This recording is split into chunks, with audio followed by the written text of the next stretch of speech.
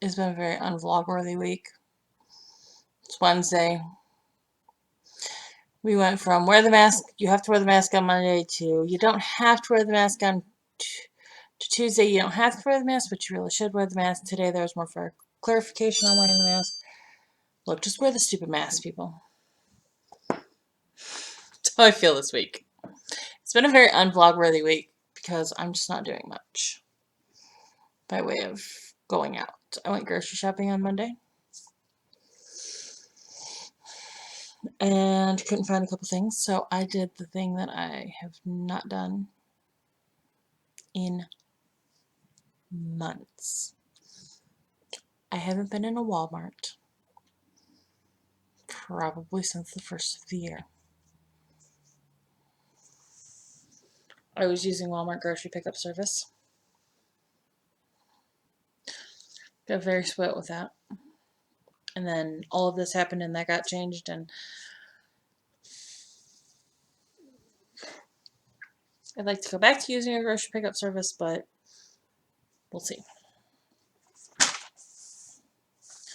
What I have been doing this week is working on my gratitude. It's writing in my gratitude journal. I don't know what clip got put in with the video that got posted finally on Tuesday, because YouTube had apparently not really verified my account, even though they verified my account. Anyways, I don't know what gratitude clip I put in there, but I started a gratitude journal. I'm working on a gratitude journal.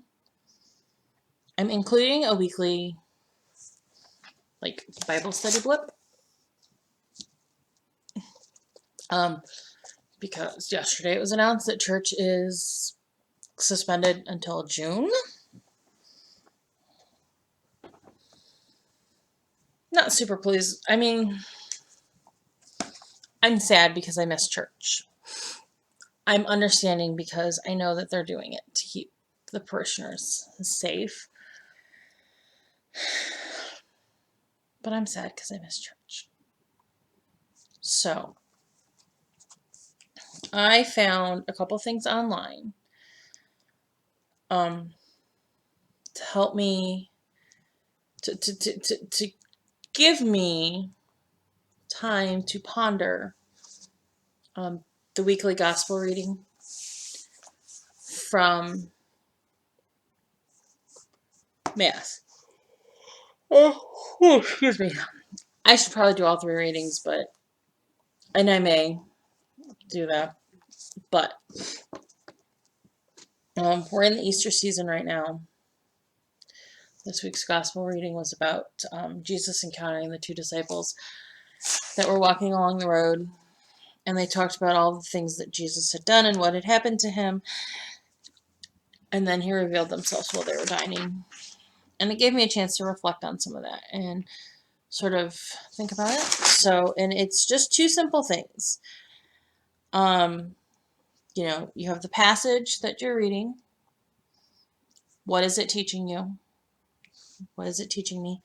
And then how can I apply this to my life? And I think those are 2 of the most important things when it comes to, those are the 2 things that when it comes to Bible study, you really need to focus on. I'm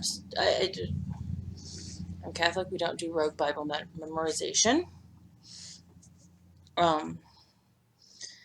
Because it's great and stuff to be able to, it's great to be able to memorize stuff, but if you can't apply it, if you can't apply it to your life, if you don't apply it to your life, what's the point of not having it in your brain?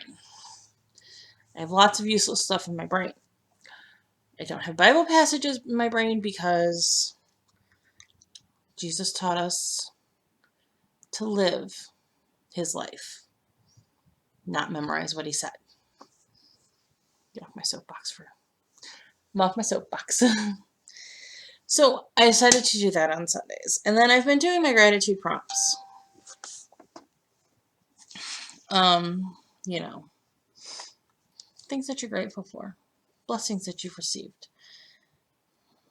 I think I might have put the clip about the Bible prompting in last week's video, but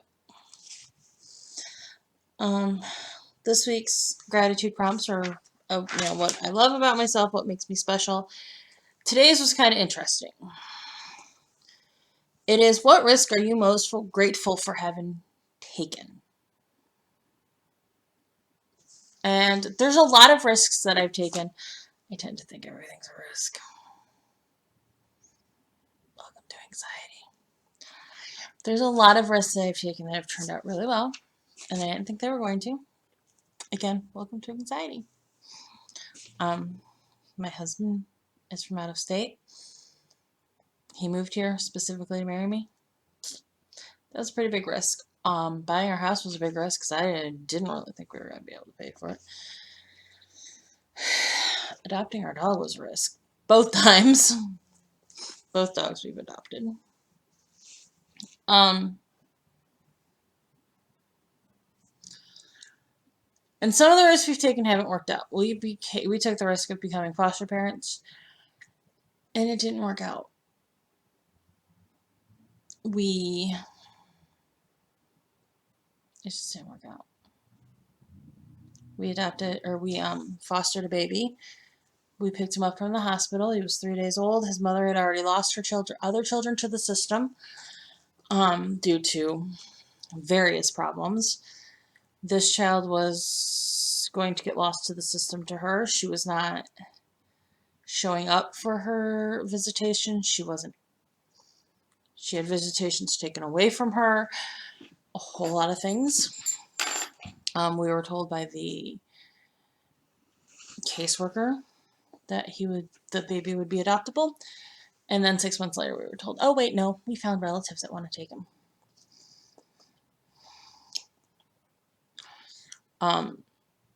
Which is great because he's with, relatives.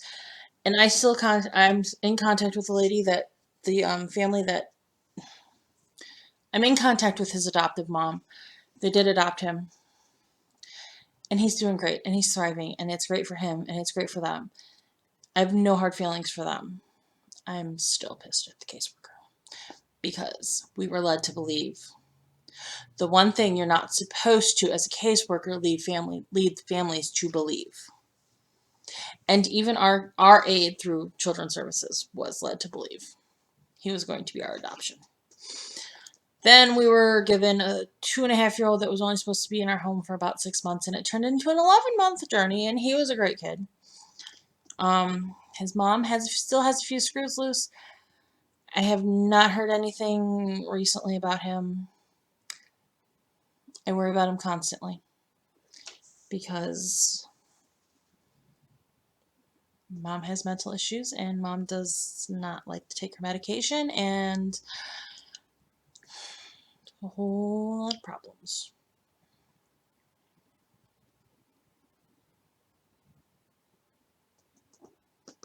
Whole lot of problems. So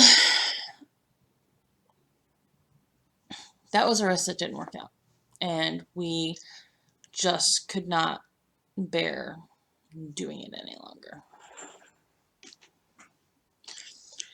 But let's talk about a risk that did work out. That I am grateful that I took. And it kind of relates back to sitting here doing this. A year and a half ago, almost 2 years now. Almost 2 years now. I think I'm going to look it up and see, but I don't think it's almost 2 years now. I'll tell you real quick. Of course, I'm going to have to go look it up. My head itches. Sorry.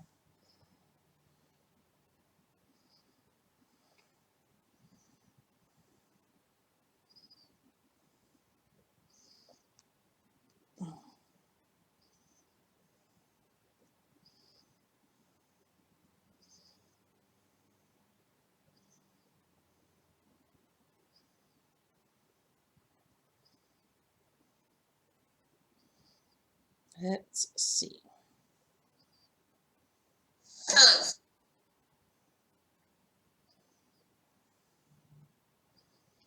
Oh yeah, almost a year. Be a year in June.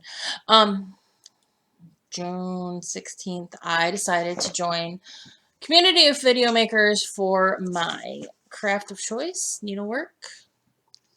That doesn't look like a whole much because I'm starting a new section. But it's called floss tube. If you don't know what floss tube is, we sit around and talk about cross stitch on a video, and I have made some really great friends doing that. I have made really great connections with people doing that. It is one of the most rewarding things I've done. It was the scariest thing I've probably done. Joe joins me, husband joins me on them. And it's just been really great. It has been really great. I've met some really great people, and I think it is one of the best risks that I've taken. I really do. So, what risk are you most grateful for having taken?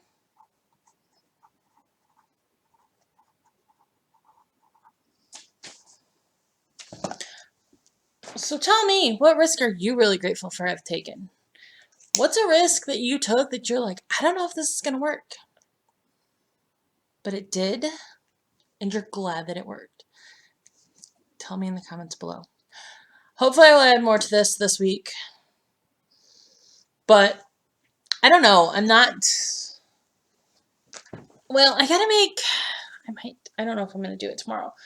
I might do it Friday, so I guess that would work. I might add sugar scrub. I gotta make some sugar scrubs for selling, so maybe I'll video that. It's kind of the same process as body butter, but less time consuming. So we'll see where the rest of this week takes us.